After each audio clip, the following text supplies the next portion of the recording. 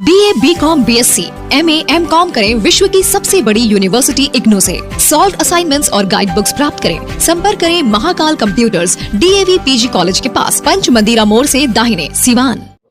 सिवान सहित बिहार के तमाम लोगों को ये इंतजार था कि सिवान के जो पूर्व सांसद थे डॉक्टर मोहम्मद शहाबुद्दीन, उनके बेटा ओसामा साहब राजनीति में तो सक्रिय हो गए हैं और राजद की सदस्यता भी उन्होंने ले ली है, लेकिन कैमरे के सामने कब बोलेंगे या फिर मंच से उनका भाषण सुनने को कब मिलेगा।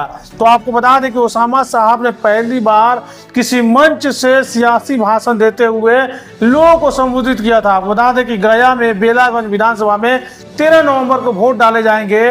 ओसामा साहब पहुंचे हुए हैं। आपको बता दें कि ओसामा साहब लगातार लोगों से मिल रहे हैं और राजद के जो उम्मीदवार हैं उनके पक्ष में वोट देने की अपील कर रहे हैं। लेकिन इस दौरान जब पहली बार ओसामा साहब मंच से भाषण दे रहे थे तब उन्होंने कहा कि मेरे लिए ये पहला ऐसा मौका है जब मैं किसी मंच से इस तरह के राजनीतिक भाषण दे रहा हूँ। इससे पहले मैंने किसी भी तरह का इस तरह का भाषण नहीं दिया था। वहीं ओसामा साहब ने तेजस्वी यादव को भाई कहते हुए, यानी तेजस्वी भाई कहते हुए उन्होंने कहा कि तेजस्वी भाई के हाथों को मजबूत कीजिए और 24 का चुनाव है, कहीं ना कहीं 25 पर भी इसका असर पड़ेगा और 25 में आप लोग तेजस्वी भाई को बिहार का मुख्यमंत्री बनाइए।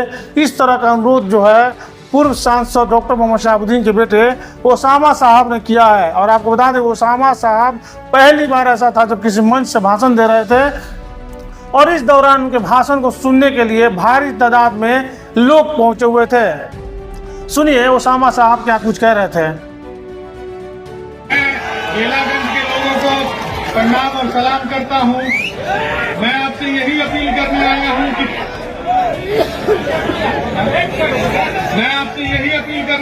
कि 13 तारीख को हमारे भाई विश्वनाथ को आप ज्यादा से ज्यादा मत दे के चुनाव जिताएं। आज के टाइम में नफरती और बेरोजगारी का दौर है और इस दौर में हम लोग को चाहिए कि एक अच्छी सरकार बनाने की कोशिश करें 25 में, जिसकी लड़ाई हम लोग की 24 से शुरू होगी और तेजस्वी भाई को हम लोग कोशिश करना है कि 25 में मुख्यमंत्री बनाएं। उसके लिए हम लोग को इसी चुनाव की तैयारी करनी होगी।